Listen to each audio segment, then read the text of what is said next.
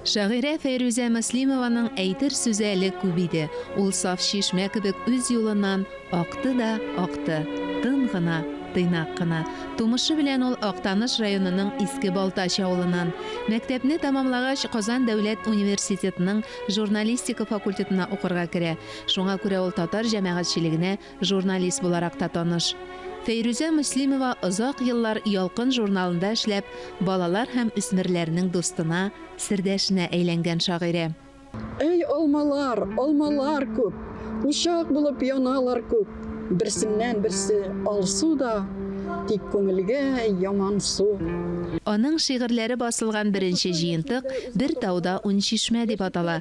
Аннан «Ярату яралары», «Апрель кара», «Алтын йозак» һәм башка китаплары басыла. Бүләк татарча алифбалары да балалар өчен тансык бүләк.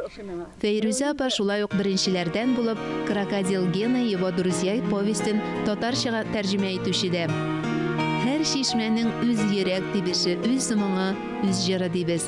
Җыр дигәннән Фәйрүзә апаның дистәгә якын җыры бар.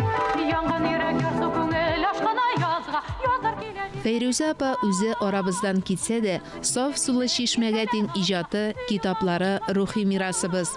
Кыяр кыймас кына үз серләрен шигырьләре аша чагылдырган Фәйрүзә Муслимованың иҗатында яңа ачышларга да тап булырбыз әле.